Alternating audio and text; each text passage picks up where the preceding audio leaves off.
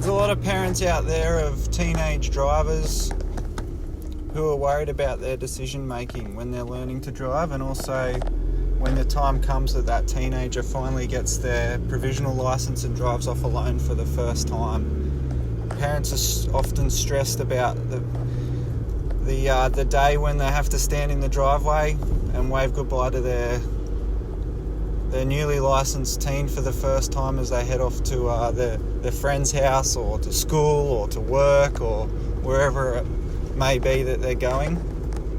And a lot of parents often fear this day or fear this moment and when it comes. And it's a warranted concern because as you probably know, or you may or may not be aware, the number one leading cause of death for teenagers worldwide is car crashes, and that's been a factual statistic for some years now. Okay, so these concerns that parents have are actually warranted. Okay. Now in this video, I just want to touch on a bit of the history of our company.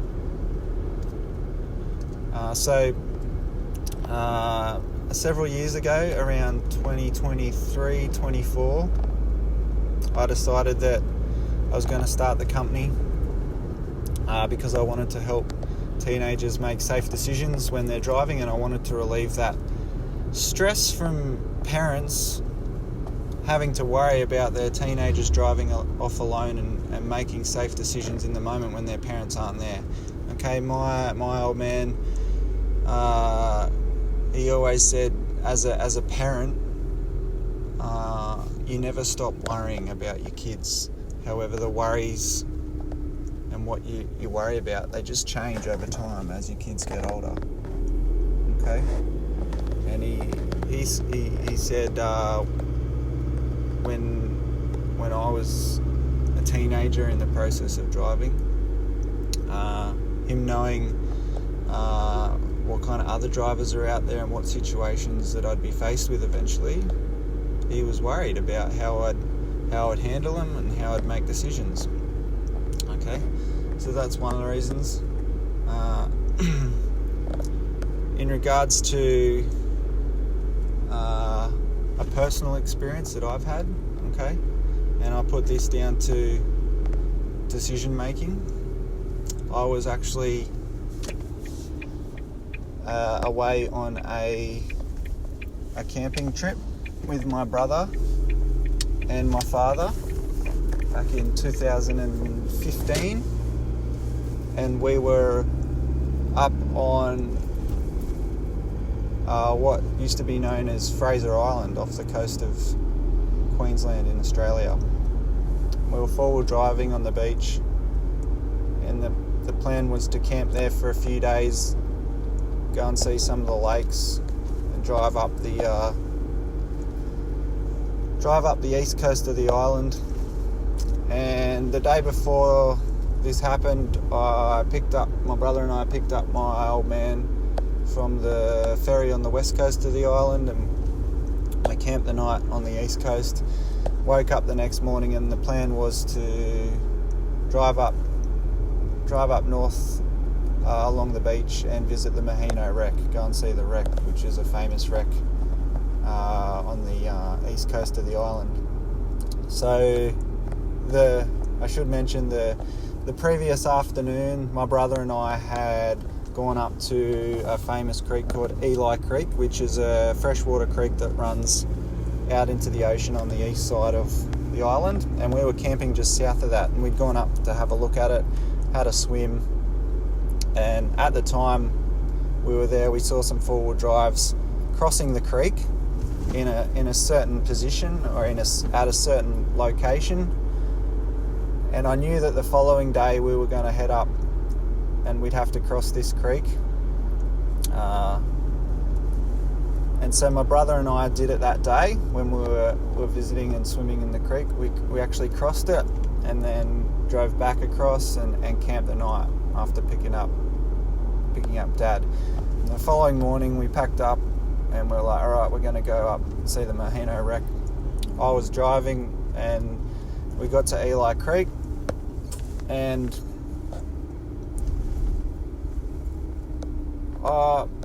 in regards to where I was going to cross Eli Creek, I just thought, I'll just cross it where I crossed it yesterday, where everyone else was crossing the creek. And so I made my way up along the embankment of the creek towards where I'd crossed the creek the previous afternoon, and where I'd seen other four-wheel drives crossing that afternoon. But unbeknownst to me, overnight, obviously the tides had come in and out, and the creek had gouged out a much steeper and shorter embankment right along where I was driving to get to the spot where I thought would be the best place to cross. Okay? And as I was doing so, I was way too close to the edge of the embankment, and sure enough, when you're driving along a sand embankment in a four-wheel drive, the sand gave way under the driver's side wheels, and the whole car tipped over straight into the creek, onto its driver's side. I was in the driver's seat, my brother was in the back seat behind me, and my father was in the front passenger seat. All I remember was falling onto my side. I had my window open at the time, falling onto the side and hitting the water and the sand, and looking up and seeing my dad just basically hanging there by the seatbelt. And I just thought, oh shit, what have I done? I don't know. I don't remember feeling hurt or pain, or I was more angry than anything, because I'd stuffed up. I'd basically knew I'd ruined the entire camping trip, and that's what frustrated me more than anything. So Dad managed to get himself out and climb out through his window up onto the side of the car. I managed to follow him out, and so did my brother. We got out, and I was thankful that my brother and Dad weren't injured, and I was the only one that had some sort of injury. So I'd dislocated my right index finger, the knuckle in that, and that was all bent and buckled. And I also had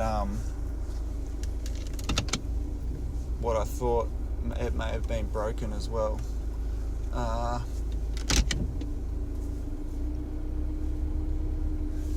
So I'm standing there on the edge of the sand dune, and I've got tourists staring at us. All the tour guides and tour buses were coming there, having a look, telling people what not to do. And I'm standing there with a busted finger and a car full of all our bits and pieces on its side in a creek. And you could see the water flowing. Taking everything from the car out through the windows, and it was just floating down the creek. The horn was going off. It had somehow stuck on, and I'm waving to people to come down and help us.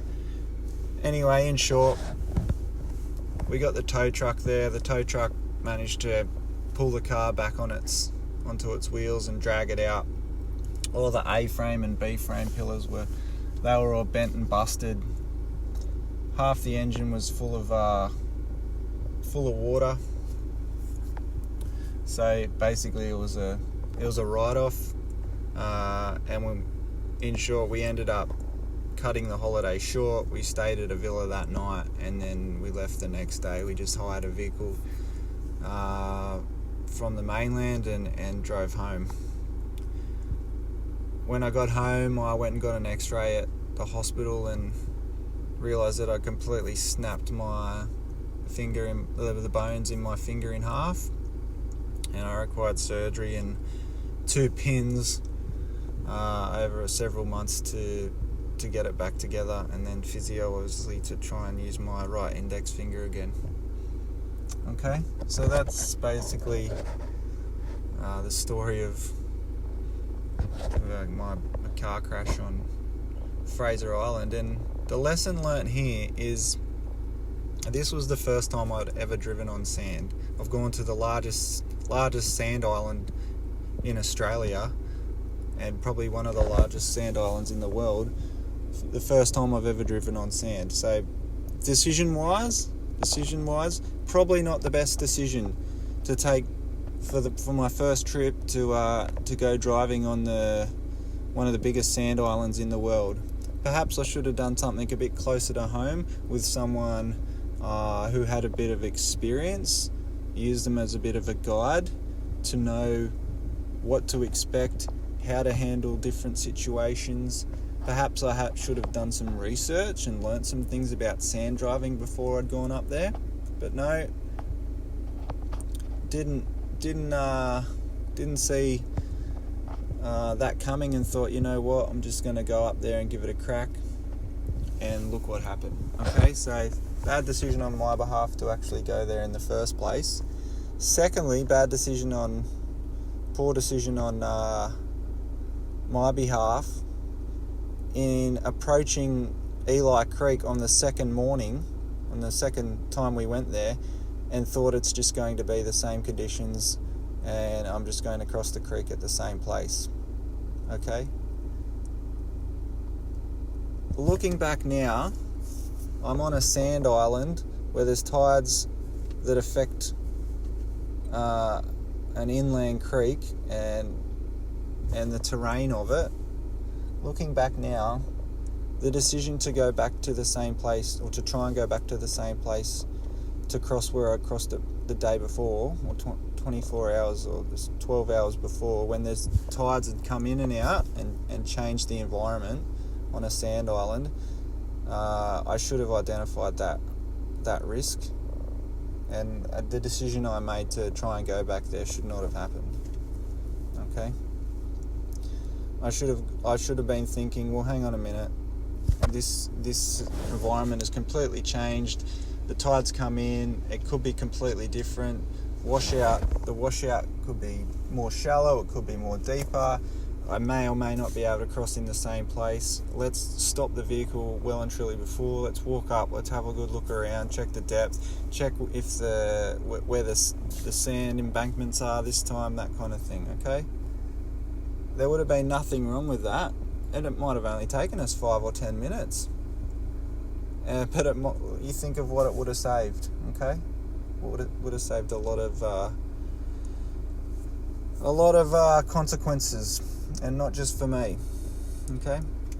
So that's another reason why I decided to set up this company, because I didn't want to see other people go through this same thing. I put my brother and my father through all this, and my old man still, he doesn't have nightmares about it, but he still says he does not want to go back to that place because it just doesn't bring back good memories for him, which is, it's pretty devastating for me, but it's my own fault and I take full responsibility for it. But looking back, there was some decisions that I made that were the wrong decisions, and I paid the price for them, and I've learnt from them. So ultimately, that's one of the other reasons why I've established this company, to try and help teenagers foresee the risk and make good decisions before they get to that point. Anyway, I hope you got a bit out of this, and see you on the next one. Thanks for listening. Bye.